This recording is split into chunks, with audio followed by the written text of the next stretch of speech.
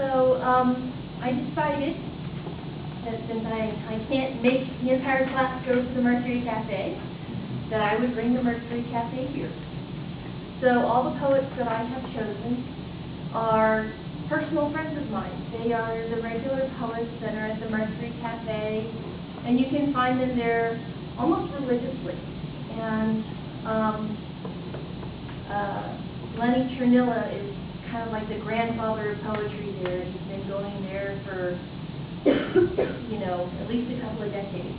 And Barb Tess, who's doing the second one, we kind of think of her as the grandmother, and she kind of goes around and announces all the poetry things and events that are going on. She actually, you know, took me on a poetry retreat, like first one. And the third poem is by my friend Truth. His name's Enoch, but everyone kind of calls him Truth. And he's kind of like the hippie Jamaican guy that, you know, do his thing. And then the last one, the next one is by Connie. And Connie and the last poet, Kit, they're actually related to each other, and when they were little kids, they grew up together, so they were sort of sisters by result of relations. And so this is a little bit of the Mercury Cafe from there. I don't know, I'm doing this because I love it, and I love them, and I want you to know them too. Wage Slaves by Lenny Chirnilla. Wage slaves, giving it up to the vampires all the livelong day. They get you in the morning, quick shower, quicker eat and drive, and they suck up your morning with yesterday's leftover prices. Wage slaves, then the lunch break from hell, and back to it, overworked and underpaid, and you shoot the shit over coffee during the endless drift of day's end.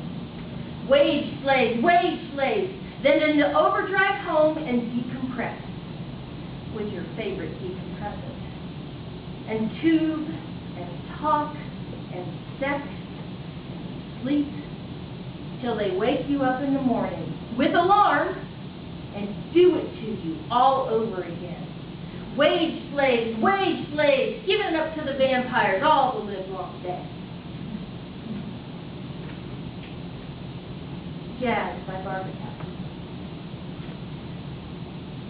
Jazz gets inside me like warm, slow caramel, moving in and out of my parts. I rhythm myself and move just so, effortlessly, naturally. It strokes and caresses me, and I am left with a sweet, rich ecstasy. Jazz makes my body pray.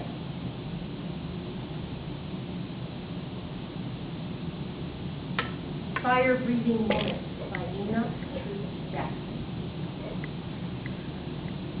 I want a woman who's like force of nature.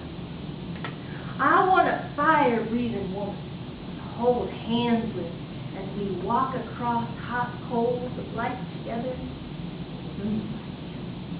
I want a fire-dancing woman. I want a woman who ain't afraid to get burned no more.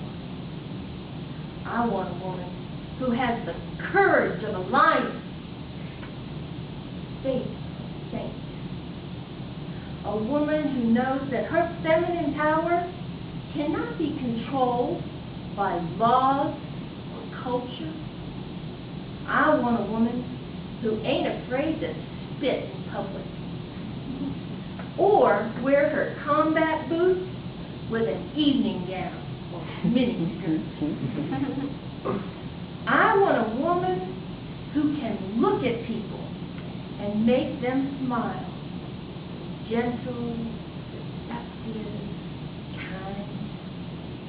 I want a fire-breathing elemental earth witch who's packing a magic wand. She took off a warlock for behaving badly. I want a woman who can step off into this fiery life of mine and run into the heart of a volcano with me. I want an earth elemental fire witch to dive into the sun with, to make joy and running.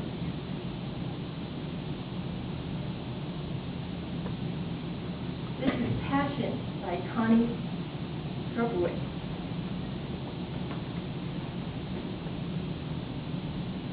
I lost her in a crowd, on the subway, newspaper, briefcase, dreadlocks, boombox, kids on their way to school, and now she's gone.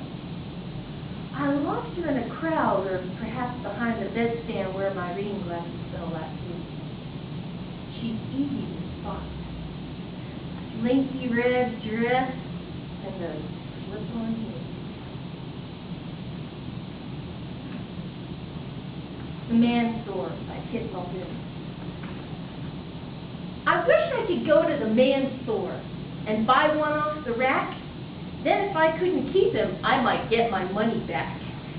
I tried them on until I found the one I thought would fit, or maybe I could customize and build one from a kit. A cowboy and a poet, and a little hippie too, and smart. I paid them for extra for an increase in IQ. Blonde hair, no brown, no black, I think, with eyes of shining blue and rippling wads of muscle round a heart that's brave and true.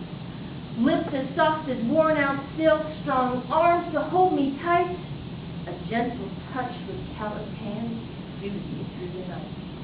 All packaged with a guarantee he wouldn't want to roam, a rock-solid assurance that he wouldn't stray from home.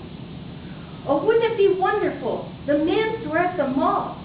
No more waiting Friday nights for anyone to call. No more Ben and Jerry's Saturdays spent sitting by the phone. No more Sundays in the park walking all alone. I don't think I'll be going out and looking anymore. I think I'll just sit back and wait until they build that store.